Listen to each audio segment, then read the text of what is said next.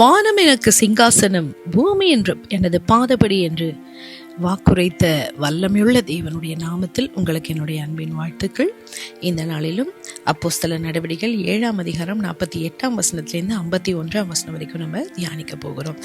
ஆகிலும் உன்னதமானவர் கைகளினால் செய்யப்பட்ட ஆலயங்களில் வாசமாயிறார். வானம் எனக்கு சிங்காசனமும் பூமி எனக்கு பாதபடியுமாய் இருக்கிறது. எனக்காக நீங்கள் எப்படிப்பட்ட வீட்டை கட்டுவீர்கள்? நான் தங்கியிருக்கத்தக்க ஸ்தலம் இது. இவைகள் எல்லாவற்றையும் என்னுடைய கரம் உண்டாக்கவில்லையா என்று கர்த்தர் உரைக்கிறார் என்று தீர்க்கதரிசி சொல்லியிருக்கிறானே. வணங்கா கழுத்துள்ளவர்களே, இருதயத்திலும் செவிகளிலும் விருத்த சேதனம் பெறாதவர்களே, உங்கள் பிதாக்களைப் போல நீங்களும் பரிசுத்த ஆவிக்கு எப்பொழுதும் எதிர்த்து நிற்கிறீர்கள்.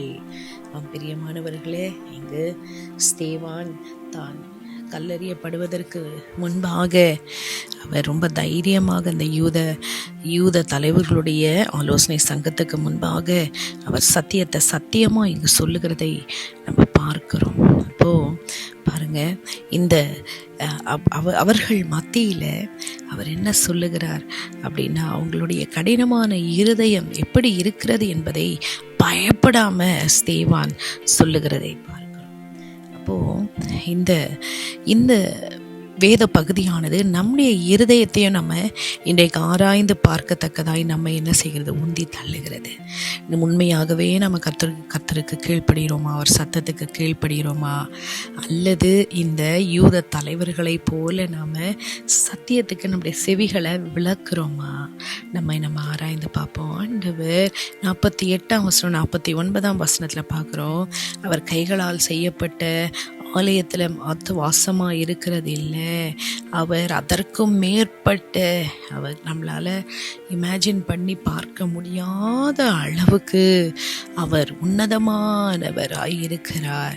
இப்போது இங்கே பாருங்கள், தேவனுடைய பிரசன்னமும் அங்கே கட்டுக்கு அடங்காதது, எங்கும் வியாபித்திருக்கிறது. சர்வ வல்லவருடைய தேவன் அவர் மனுஷன் கட்டின கோயில்களில் வாசமாய் இருக்கிறதில்ல, உண்மையாகவே அவரை ஆவியோடும் உண்மையோடும் தொழுது கல்லுகளுடைய உள்ளத்தில் வாழ்க்கையில் வாசமாய் இருக்கிற தேவனாக இருக்கிறார். ஸோ எனக்கு பிரியமான தேவ பிள்ளைகளே, நாம் கர்த்தருடைய ஆவியானவரை நாம் அடக்கி வைக்கக்கூடாது, நம்ம ரெசிஸ்ட் பண்ணக்கூடாது. அதை தான் அவங்க என்ன செய்தாங்க, யூத தலைவர்கள் செய்தாங்க. அவர்கள் காதுகள் இருந்தும் அவங்க கேட்கலை. ஆவியானவருடைய வெளிப்படுத்தலுக்கும் சத்தத்துக்கும் அவர்கள் தங்களுடைய செவியை விலக்கினதை நம்ம பார்க்கிறோம். அவர்கள் கழுத்து வணங்கா கழுத்துள்ளதாய் ரொம்ப ஸ்டபனாக இருந்துச்சு. கர்த்தருக்கு தங்கள் வழியை அவர்கள் அர்ப்பணிக்கவில்லை, தங்கள் இருதயத்தை அர்ப்பணிக்கவில்லை. தங்களுடைய இருதயத்தையும் செவிகளையும் அவர்கள் விருத்த சேதனம் பண்ணுவதற்கு அர்ப்பணிக்கவில்லை. இருதயம் கடினமாக இருந்துச்சு. கர்த்தருடைய சத்தியத்துக்கு அவங்க செவியை விலக்கினார்கள் என்று நம்ம பார்க்கிறோம். எனக்கு பிரியமான தேவ பிள்ளைகளே, அப்போது அங்கே ஸ்தேவான் சொல்லுகிறார், ஆண்டவர் அனுப்பின தேவனுடைய பிள்ளைகளை இவர்கள் புறக்கணித்தார்கள். மோசே முதற்கொண்டு தீர்க்கதரிசிகளை அவர்கள் புறக்கணித்தாங்க. இப்போ கிறிஸ்துவையும் அவர்கள் புறக்கணித்தாங்க. நம்முடைய வாழ்க்கையில் நம்ம என்ன கற்றுக்கொள்ளுகிறோம்? நாம் பரிசுத்த ஆவியானவரை நாம் தடை செய்கிறோமா? அவர் நம்முடைய வாழ்க்கையில் கிரியை செய்யும்படியாய் இடம் கொடுக்காம தடை செய்கிறோமா? கர்த்தருடைய சத்தத்தை நம்ம கேட்காதபடிக்கு நம்முடைய பாவங்களில் நம்ம மூழ்கி இருக்கோமா? கீழ்ப்படிதல் நம்முடைய வாழ்க்கையில் இல்லாமல் நாம் விரும்பினதும் நம் மாம்சம் விரும்பினபடி நம்முடைய வாழ்க்கையை போய் கொண்டிருக்கிறோமா என்பதை இந்த காலை வேளையில் நம்மை ஆராய்ந்து பார்ப்போம். ஆண்டவருடைய அழைப்பு நம்மை தாழ்மைப்படும்படியாய், நம்மை கீழ்ப்படிதலோடு நம்மை அர்ப்பணிக்கும்படியாய் நம்மை அழைக்கிறது. பாருங்க, உண்மையாகவே நம்ம தேவனுக்கு திறந்த இருதயத்தோடு கூட சத்தியத்தை நம்ம உறுதியாய் பற்றி கொண்டு நடக்க கர்த்தர் நமக்கு உதவி செய்வாராக. இந்த நாளிலும் நம் கேட்ட சத்தியத்தின்படி நம்முடைய வாழ்க்கையை நடத்த நாம் ஒரு விசை ஆராய்ந்து பார்ப்போம். நம்முடைய சடங்காச்சாரம் அல்ல, கையினால் கட்டப்பட்ட ஆலயத்தில் இல்லை. அவர் எவ்வளவு உன்னதமானவர், மகத்துவமானவர் என்பதை எப்போ நம்ம அறிய முடியும்?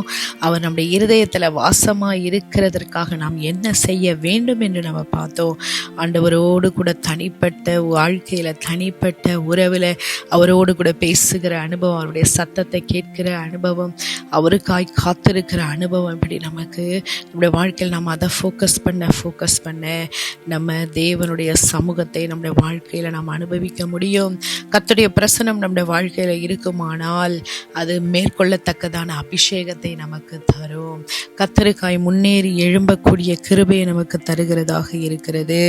நம்ம ஆவியானவரை அடக்கி வைக்க அல்ல, ஆவியானவர் நம்மோடு கூட பேசும்படியாய், உணர்வுள்ள இருதயத்தை தரும்படியாய் எப்பொழுதும் நாம் திறந்த இருதயத்தோடு கூட, உணர்வுள்ள இருதயத்தோடு கூட கர்த்தருக்கு அர்ப்பணித்து வாழுகிறவர்களாய் இருக்க வேண்டும்.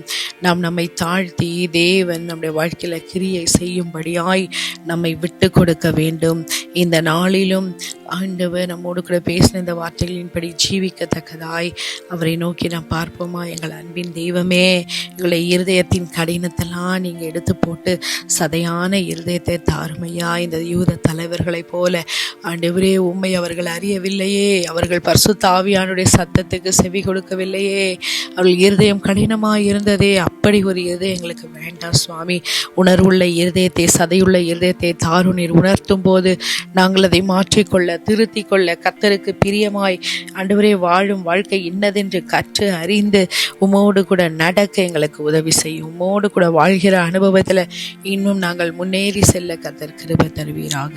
துதி கன மகிமை யாவும் உமக்கே செலுத்தி இன்ப இயேசுவின் நாமத்தில் ஜெபிக்கிறோம் ஜீவனுள்ள நல்ல பிதாவே. ஆமேன், ஆமேன்.